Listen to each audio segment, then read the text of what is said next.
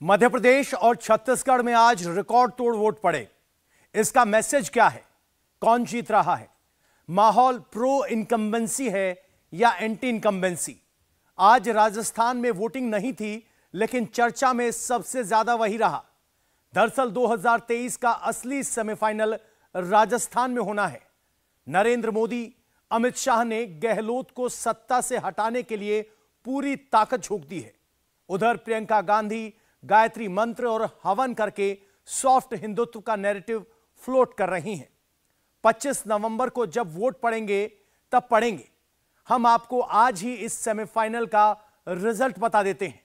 हमारे पास जयपुर की चुनावी पिच की पूरी रिपोर्ट है।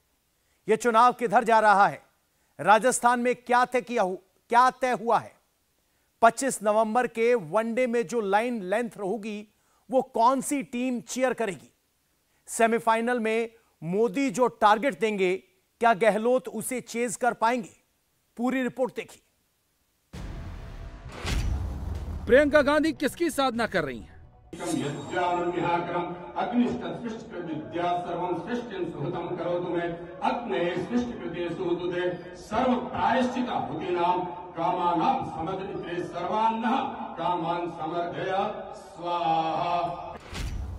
प्रियंका गांधी किस लिए हवन कर रही हैं?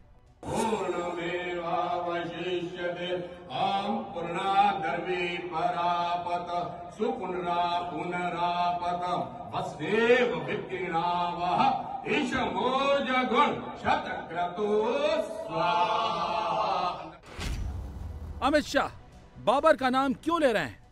देश आजाद हुआ तब से 550 साल पहले अयोध्या में राम जन्मस्थान तोड़ दिया था बाबर ने, मगर कांग्रेस पार्टी राम मंदिर के मुद्दे को लटका रही थी, अटका रही थी, भटका रही थी। अमित शाह फिर से दिवाली मनाने को क्यों कह रहे हैं? अजमेर वालों, मैं आज कहकर जाता हूं, 22 जनवरी को फिर से दिवाली मनाना। मालूम है क्या है?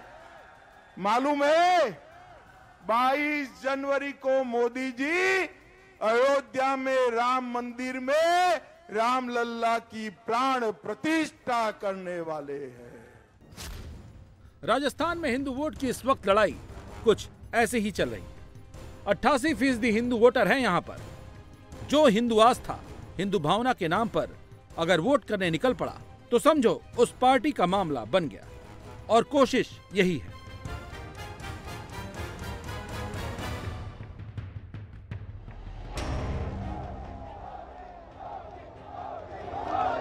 बीजेपी इसीलिए सनातन पर जोर जोर से बोल रही है,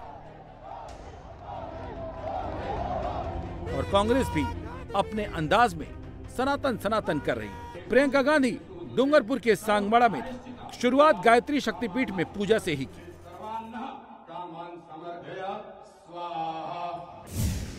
हवन किया, मंत्रोच्चार किया, गायत्री मंत्र का पाठ किया। 88% राजस्थान के सनातनियों को संदेशा पहुंचा दिया। अभी मैं यहाँ आने से पहले हम गायत्री माता के मंदिर में गए। गायत्री मंत्र है ओम भूर्भुवः स्वाहा तत्सवितुर्वरेण्यम भर्गो देवस्य धीमहि धियो यो न प्रचोदयात्। ये श्लोक, ये मंत्र मेरी दादी इंदिरा जी ने मुझे सिखाया, और मैंने अपने दोनों बच्चों को सिखाया। और सिखाते समय ये कहा कि ये जो मंत्र है, ये गायत्री का मंत्र है, माता का मंत्र है। गायत्री माता हमारी संस्कृति की रक्षा करती है। मेरी दादी इंदिरा जी कहती थी कि जो इस भूमि, इस धरती, इस देश की संस्कृति है, वो यही है कि सब धर्मों का आदर होना चाहिए। इंदिरा जी ने अपना धर्म ये बनाया था कि देश की सेवा करनी है, चाहे अपनी जान चली जाए। अब सरकारें बदलती रहती हैं हर 5 साल, राजनीति भी बदल रही है। आजकल तरह तरह की राजनीति चली है। धर्म के आधार पर, जाति के आधार पर पार्टियां बनी हैं और राजनीति चलती है। ऐसे नेता हैं, भाजपा के नेता, भाजपा की जो राजनीति है कि जब जब चुनाव आता है तो धर्म का नाम उभर जाता है, धर्म की बातें होती हैं। हम सब धार्मिक हैं। हिंदुस्तान में ऐसा एक जना नहीं है जिसके दिल में धर्म बसा नहीं है। तो अब समय आ गया है आपको ये सोचने के लिए कि आगे कैसे बढ़ना है।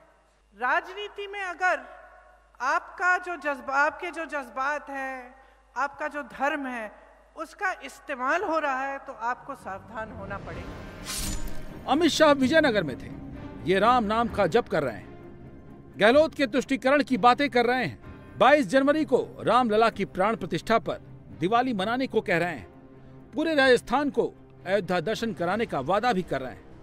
ये भी इन्हीं राजस्थान के 88% सनातनी वोटरों से उम्मीद कर रहे हैं।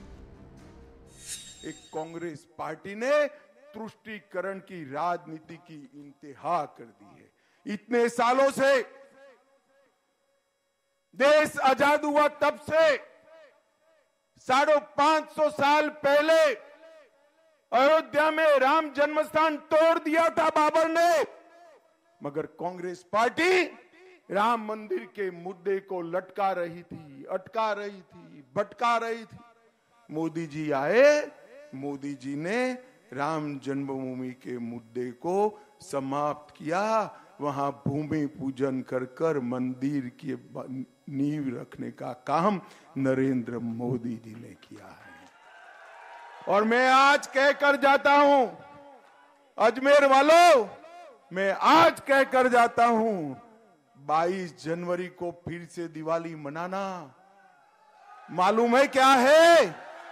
मालूम है 22 जनवरी को मोदी जी अयोध्या में राम मंदिर में रामलला की प्राण प्रतिष्ठा करने वाले हैं। माताओं, भाई और बहनों, उस दिन पूरे राजस्थान ने दूसरी दीपावली मनानी है। मनाओगे क्या? जोर से बोलो, मनाओगे? आप लोगों को अयोध्या जाना है या नहीं जाना है? अरे जोर से बोलो, जाना है या नहीं जाना है? मैं आपको कहता हूं, हमने चुनाव घोषणा पत्र में वादा किया है कि राजस्थान के लोगों को राजस्थान सरकार बारी बारी सभी को अयोध्या ले जाने का काम करेगी, आपको खर्चा नहीं। खुद मुख्यमंत्री अशोक गहलोत को आज बजरंगबली याद आ गया। कर्नाटक के बजरंगबली कांग्रेस के साथ थे, इस बार भी कांग्रेस के साथ है। इस वक्त मन से अगर गहलोत ये कह रहे हैं तो ये भी 88% सनातनियों को ही संदेश दे रहे हैं। कर्नाटक में राहुल जी ने और प्रियंका जी ने कमी नहीं रखी वहां पर, और मोदी जी का बजरंगबली नहीं चला वहां। वो नारे लगा के भगवान का, भगवान ने उनकी बात को मंजूर नहीं किया।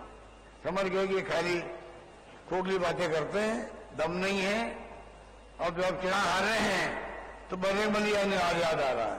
तो बजरंगबली भी समझ आ रहे, समझ गए इनकी बातों में दम नहीं। प्रियंका गांधी ने हवन किया और अशोक गहलोत ने बजरंगबली को याद किया। ये दोनों बातें उन्होंने सागवाड़ा में क्यों कही? नेताओं के हर बयान, हर जुमले के पीछे सिंबोलिज्म होता है। बहुत सी बातें इशारों इशारों में दिल और दिमाग में डाल दी जाती हैं। सागवाड़ा में गायत्री शक्तिपीठ है। यहीं पर प्रियंका गांधी सबसे पहले दर्शन करने आई थी। गायत्री शक्तिपीठ के मानने वाले लाखों फॉलोअर हैं, जो वोटर भी हैं। डूंगरपुर जिले में 73% आदिवासी रहते हैं। आदिवासी, गैर आदिवासी, सबकी आस्था यहाँ से जुड़ी हुई है। यहाँ से मैसेज 11 विधानसभा सीटों को जाता है। बिहार के मुख्यमंत्री नीतीश कुमार की जनता दल यूनाइटेड से अलग होने के बाद 2017 में गुजरात में आदिवासी नेता छोटूभाई बसावा ने भारतीय ट्राइबल पार्टी स्थापित की थी, जिसका विस्तार राजस्थान तक हो गया था। और सागवाड़ा के मौजूदा विधायक राम प्रसाद डिंडोर भारतीय ट्राइबल पार्टी से ही हैं। वैसे तो सागवाड़ा विधानसभा सीट परंपरागत रूप से कांग्रेस की सीट रही है, लेकिन 2013 में ये बीजेपी के पास थी और उसके बाद बीटीपी ने हथिया ली। सागवाड़ा में ज्यादातर समय एक ही परिवार का कब्जा रहा। वो थे कांग्रेस के भीखा भाई भीर, जो यहाँ से 6 बार विधायक रहे, और इसीलिए इस बार इस सीट पर कांग्रेस पूरी जोर लगा रही है।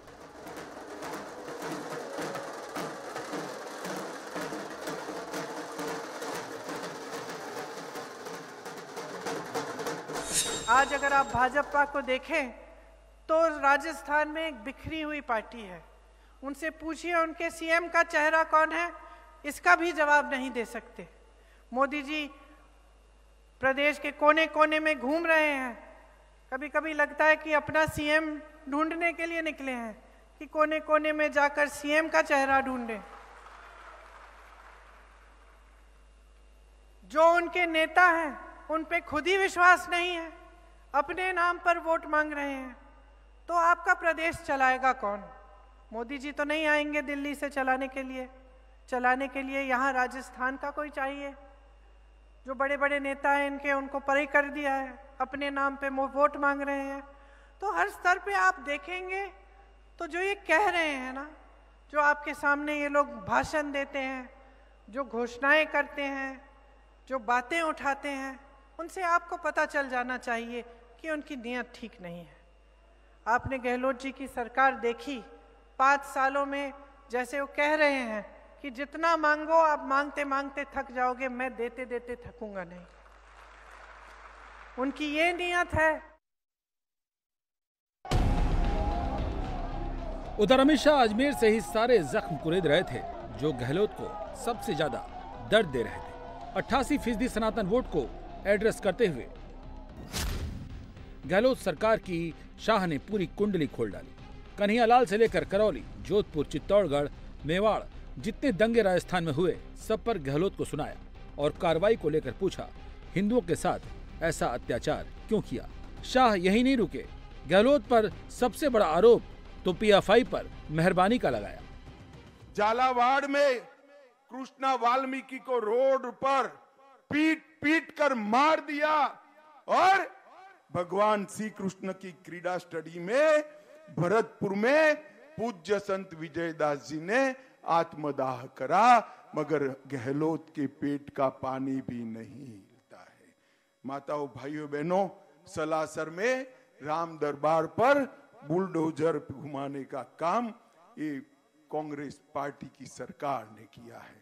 अगर कांग्रेस सत्ता में वापिस आती है तो अजमेर वालों समझ के चलना, पीएफआई जैसे संगठनों को खुली छूट मिल जाएगी, हमारा राजस्थान सुरक्षित नहीं रह पाएगा।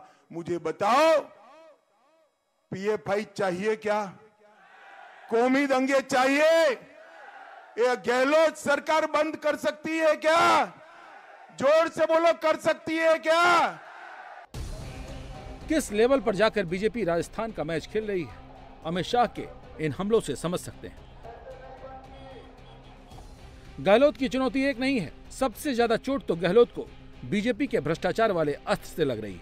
ये गहलोत की वो दुखती रग है जिसे बीजेपी का हर नेता हर मंच से आजकल दबा रहा है। अमित शाह ने आज लाल रंग का जिक्र किया और गहलोत सरकार के भ्रष्टाचार से लिंक किया। आपने 5 साल तक कांग्रेस की सरकार देखी। मैं आपको कहता हूं, 5 साल में कांग्रेस की सरकार ने सबसे बड़ा कोई कार्यक्रम किया है तो भ्रष्टाचार करने का कार्यक्रम किया है। एक कुछ युवा लाल कलर का शर्ट और जर्सी पहनकर आए हैं। अरे भाई ठीक है, मेरी सभा में तो आ गए, गहलोत साहब की सभा में मत जाना, न तो आजकल जैसे बैल लाल कलर को देखकर, सांड लाल कलर को देखकर दौड़ता है, ऐसे गहलोत साहब होते हैं। आपको मालूम है क्यों होता है ऐसा? जरा जोर से बोलो, क्यों होता है? क्यों होता है? लाल डायरी में क्या है? लाल डायरी में क्या है? गहलोत साहब का कच्चा चिट्ठा है। हजारों करोड़ के भ्रष्टाचार का हिसाब ये लाल डायरी में है।